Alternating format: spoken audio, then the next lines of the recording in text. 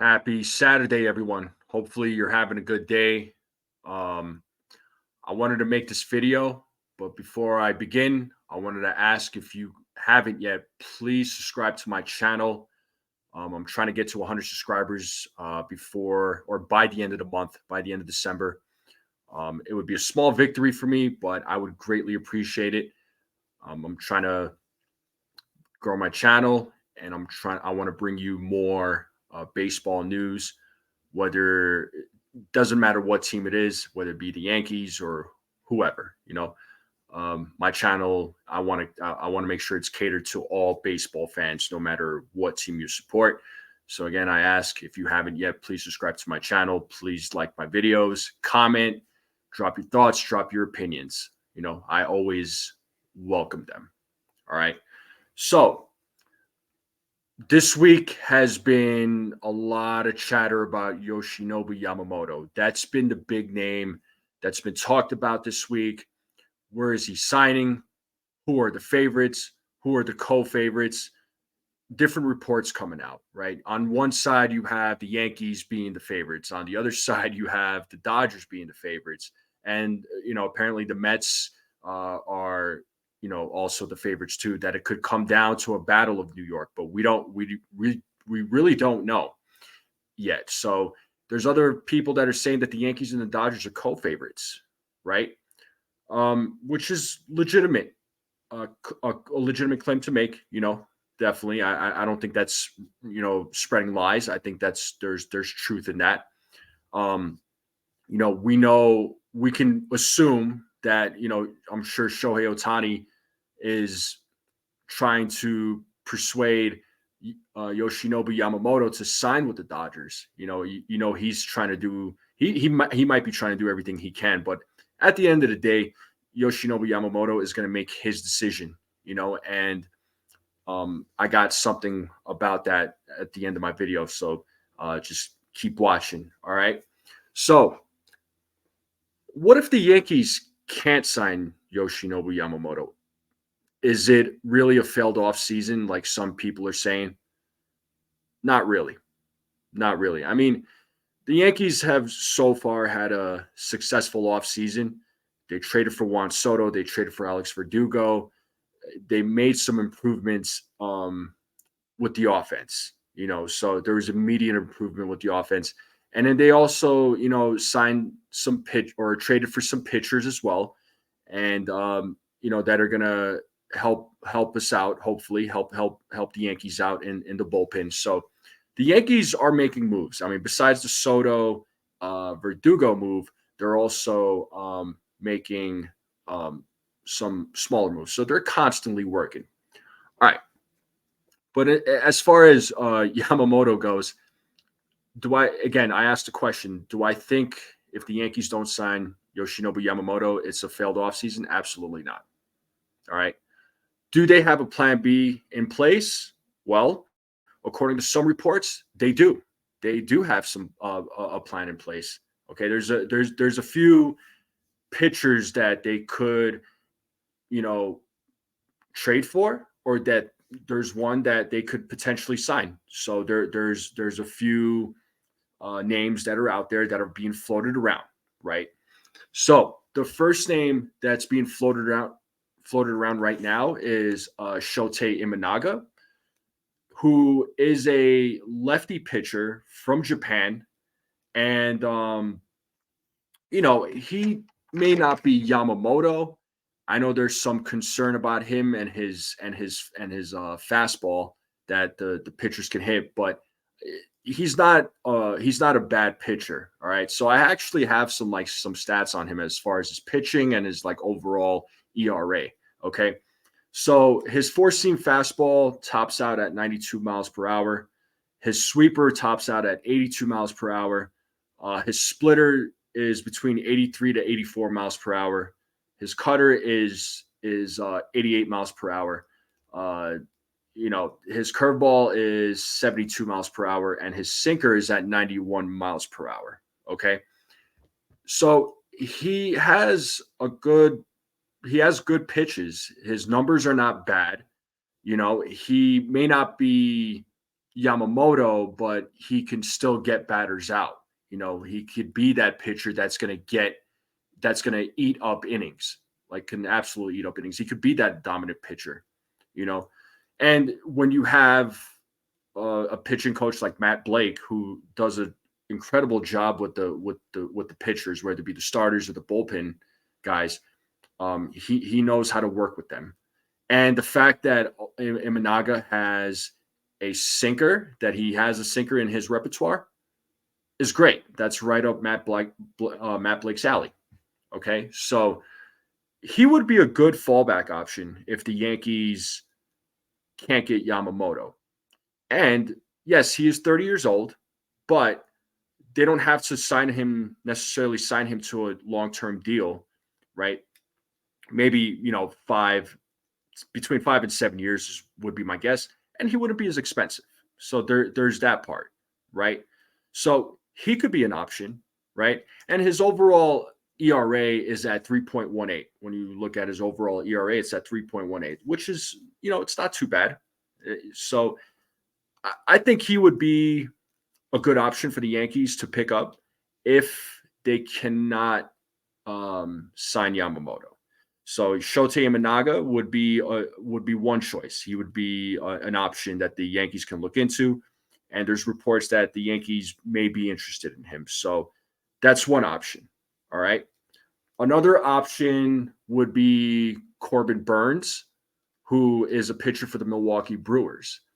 So he's got some good stuff too. Okay. As far as his pitching goes, let me go down the list here. So he throws a cutter that is around 96 miles per hour.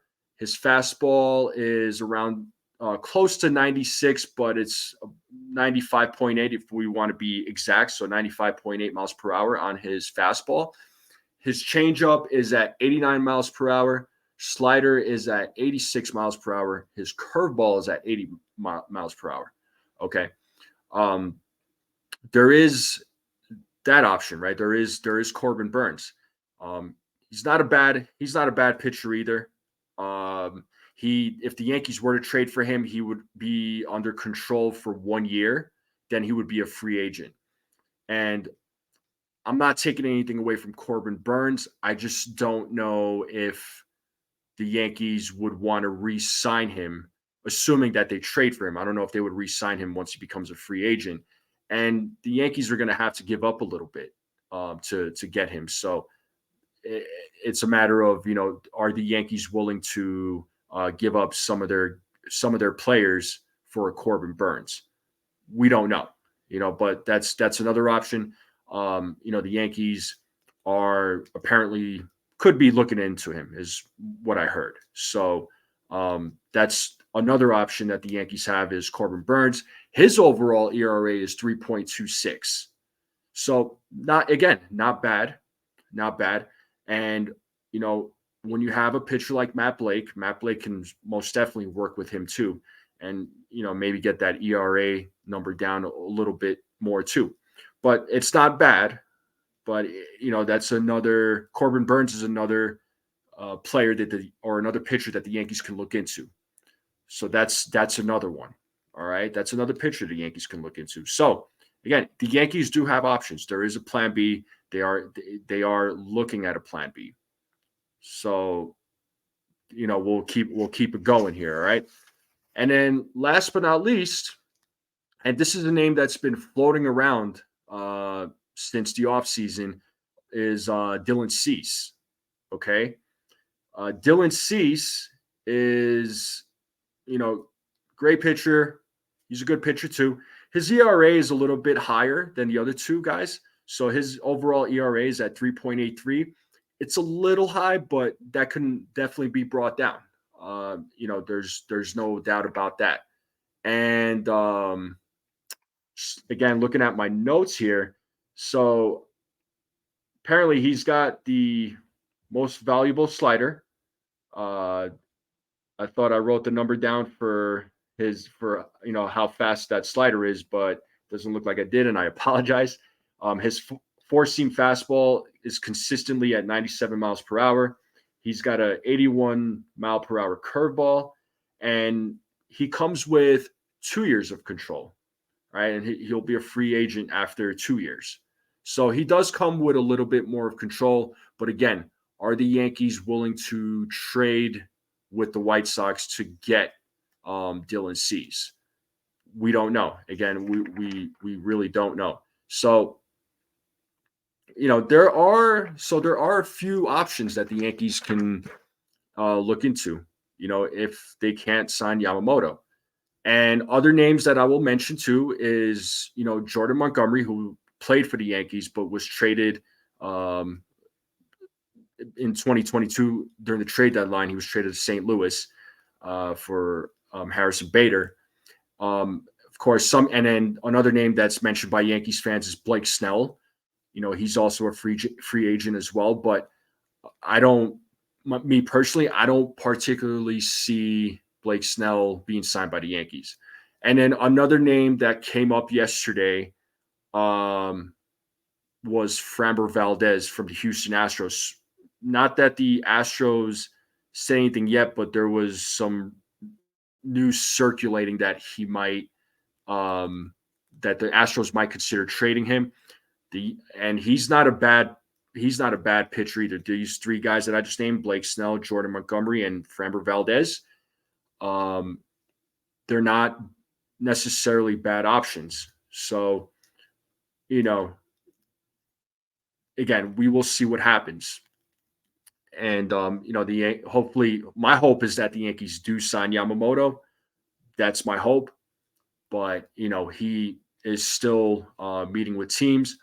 And I wanted to break this news out to you. So I actually broke this news out on Jason from 161 River Ave. He was doing a live stream. I asked if I could jump on and break some news to him, and he was kind enough to let me do that. So shout out to Jason from 161 River Ave.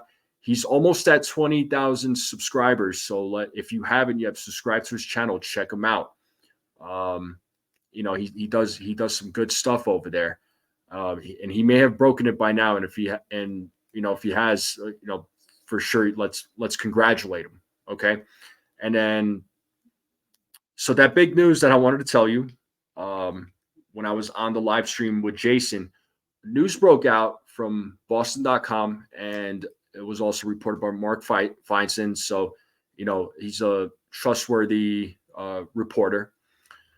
Was Yoshinobu Yamamoto did meet with the Red Sox. It was unclear when, so he did meet with the Red Sox. And apparently, and I don't know, and again, this is what's being reported. I don't know if any of this is true. Apparently, the Red Sox made a $300 million offer to him. That's what was said, but nothing was verified.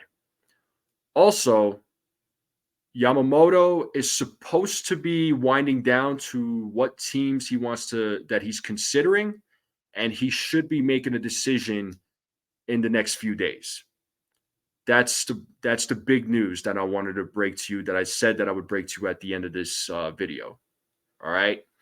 So that's exciting. If what those reports are saying is true, that is exciting. So it's great that a decision is finally going to happen.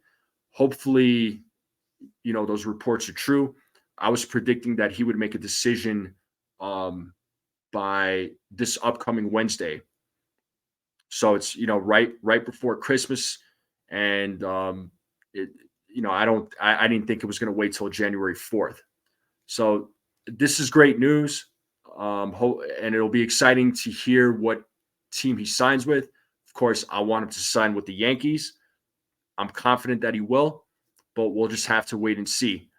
So he met with the Red Sox. He met with the Phillies. I think he's supposed to meet with the Blue Jays. I'm not sure if that meeting went down yet, but that was another team that was also mentioned as well. All right. So that's the news I got for you. You all tell me what you think. Drop your comments, drop your thoughts, drop your opinions, just so everybody is aware. And I like to let people know, because of what I'm reporting or what I've heard, when I give my thoughts and opinions, I don't necessarily think that I'm right. I'm just giving you, what I feel. Just giving you my thoughts, my opinions, right? And I learn from other fans. I learn from you. So if there's something you disagree with or you agree with, by all means, let me know. Like, drop it in the comments and let me know. Okay. Um, that's all I got. Thank you for watching this. If you haven't yet, please subscribe to my channel. Please like this video, share this out with anyone else. And I'm in a group chat with some of the other content creators, such as Jason from 161 River Ave, Uncle Tats from Pinstripe Chronicles, uh, Mazza from Ford Train Express, Chris the Flash. So, these guys are also content creators too. If you haven't yet, please subscribe to their pages or to their channels. Give them the support. They do good. They put out some good stuff, and they got some good. They're great baseball minds as well. Okay, I would greatly appreciate it. And we got some things coming. Big things are coming. I promise. When those things become official, I will definitely let you know. And I will see you all next time. Have a good one.